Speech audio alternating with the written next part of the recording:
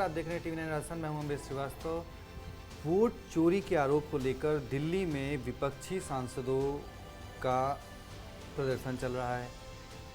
खूब हंगामा देखने को मिला, लेकिन इस बीच जो सबसे ज़्यादा चर्चा है वो हो रही है राजस्थान में अनिल चोपड़ा के नाम को लेकर, जो कि जयपुर ग्रामीण से 2024 में कांग्रेस के उम्मीदवार थे और उनके सामने बीजेपी ने खड़ा किया था राव राजेंद्र सिंह को, और अनिल चोपड़ा को 1615 वोटों से हार का सामना करना पड़ा था।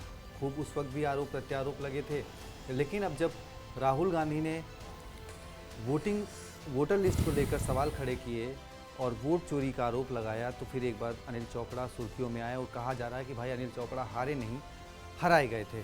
क्या कुछ है इस कहानी के पीछे और क्यों अनिल चोपड़ा के नाम की चर्चा हो रही है, समझेंगे अपने senior executive producer Pushkar Chauhan sir से। सर, राहुल गांधी का पहले इसी पर आरोप, उसके बाद आज पूरा हंगामा और अब अनिल चोपड़ा सुर्खियों में। बिल्कुल, संसद से चुनाव आयोग के कार्यालय तक संसद मार्च है। लगातार सड़कों पर सांसद हैं विपक्षी दल के, राज्यसभा के हों लोकसभा के हों। बड़ी लंबी एकजुटता दिखाई दी है, बहुत दिनों बाद दिखाई दी है। राहुल की थर्सडे को जो डिनर डिप्लोमेसी थी उसी से समझ में आ गया था कि 11 तारीख को विपक्ष एकजुट रहेगा। और इसमें कई जगहों पर जो राहुल गांधी ने कर्नाटक की एक विधानसभा महादेवपुरा सीट का जो बताया था कि 1 लाख से ज़्यादा वोटों की चोरी हुई है, उसका उन्होंने एग्जाम्पल दिया। अब आपको याद होगा कि अगर राजस्थान के परिप्रेक्ष्य में बात करें तो जयपुर ग्रामीण सीट 1615 वोटों से कांग्रेस के अनिल चोपड़ा चुनाव हारे थे। इस सीट पर एक अलग राजनीति तब भी हुई थी जब अनिल चोपड़ा को टिकट नहीं मिला था।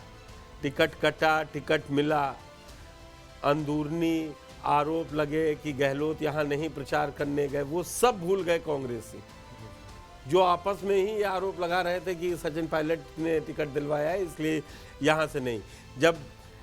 क्योंकि जब बीजेपी कैंडिडेट राव राजेंद्र सिंह को घोषित किया गया था, तभी आपत्ति दर्ज करवाई थी अनिल चोपड़ा ने।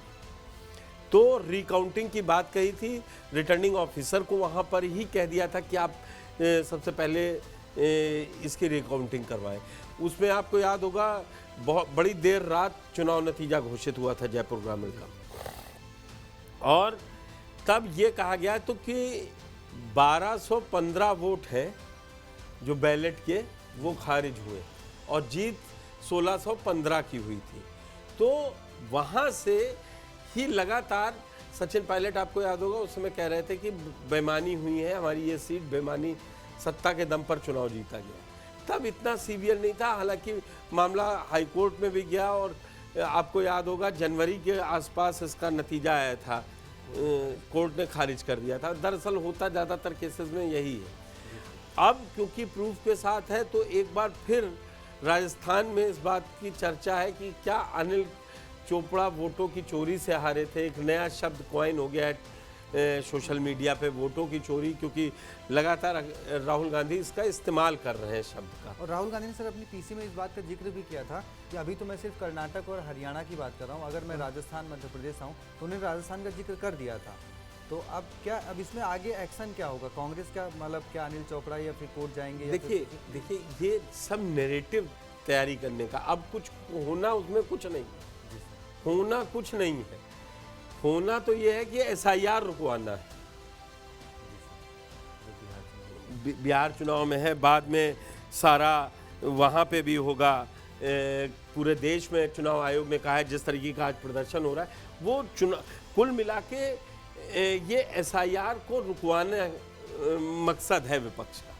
तो आप जो अनिल चोपड़ा के रेफरेंस में पूछ रहे हैं, वो अनिल चोपड़ा दरअसल एक माहौल बनेगा कि ये नैरेटिव जाता है ना, चुनाव इमरजेंसी लगी 75 में, 77 में चुनाव हुए, ये हो गया कि जनता ने अब मन बना लिया है कि ये परसेप्शन की लड़ाई है कि उन्होंने वोट चोरी का आरोप लगाया, जनता क्या समझ रही है। सारा खेल जनता के अदालत का है, कोई कुछ भी कर ले। ऑपरेशन सिंदूर कहें सक्सेस है कि नहीं है, अगर मुहर लगी उसके बाद जो चुनाव है तो ऑपरेशन सिंदूर सक्सेसफुल था।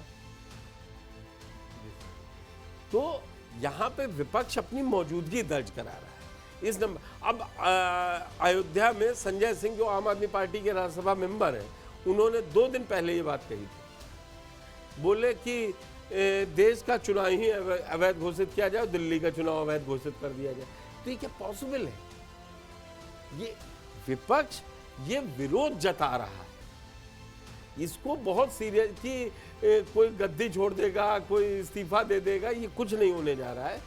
ये दिखाने का है कि हम जो कह रहे हैं उसके तथ्यात्मक है। वहाँ पर चुनाव आयोग राहुल गांधी को कई राज्यों के चुनाव आयोग नोटिस भेज चुके हैं कि आप स्थापित करें, नहीं तो साइन करके एफिडेविट भेजें। मुझको कोई ये बताएगा कि क्या चुनाव आयोग ये लिख के एफिडेविट देगा कि हमारी जो लिस्ट है, वोटर लिस्ट, उसमें कोई भी खामी नहीं है? दे दे एफिडेविट वो भी। मान लो राहुल गांधी कह रहे हैं, मैं राहुल गांधी के पक्ष या विपक्ष की बात नहीं कह रहा हूं, तो चुनाव आयोग तो कंफर्म है कि सही है, कोई धांधली नहीं है, वो एक एफिडेविट दे दे। देगा? नहीं देगा ना। तो हर चीज की एक प्रक्रिया है, राजनीति है, मुद्दे, लोगों के मुद्दे। अब उनका यही कहना है, वो देखिए संविधान बदल देंगे, संविधान बदल देंगे। अब संविधान तो बदला नहीं 1.5 साल में, 1.25 साल में, तो कहा मुद्दा क्या तैयार करो। अब वोट चोरी करके जीतते हैं। नहीं सर, तो लेकिन उन्होंने तो 400 सीट लाने के बाद संविधान बदलने की बात की थी ना, विपक्ष का ये आरोप है। तो 400 सीटें तो आई नहीं। फिर एक बात है, अगर वोट चोरी हुई थी तो फिर 240 क्यों जीतते? ये बताइए ना। जब वोट चोरी हुई थी तो फिर 240 क्यों जीतते? नहीं, तो उसमें कांग्रेस पे वो आरोप ये है ना कि भाई वो 140 पे आने वाले थे, चोरी करके वहां तक पहुंच गए, सरकार बनाने तक पहुंच गए। अब वो 35 सीट ना जीतते तो ये जीत जाते।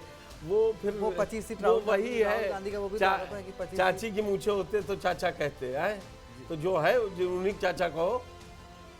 खैर रायबरेली में तो देखिए 3 लाख से ज्यादा वोटों से राहुल गांधी ने रिकॉर्ड जीत दर्ज करी। तो खैर अनिल चोपड़ा के मामले में अपडेट क्या होगा, क्या वो फिर देखिए कोर्ट से वो खारिज है, नंबर 1 बात। अब ये बात क्योंकि इस समय एसआईआर के जरिए वोट काटे जा रहे, ऐसा विपक्ष का आरोप। जी सर।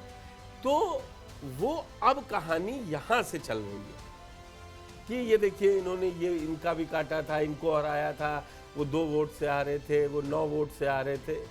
तो ये सारी राजनीति में मुद्दे बनते और बिगड़ते हैं। चलिए, तो आपकी क्या राय है कमेंट बॉक्स में जरूर बताएं और वीडियो को लाइक शेयर और सब्सक्राइब जरूर करें। बहुत बहुत शुक्रिया, धन्यवाद।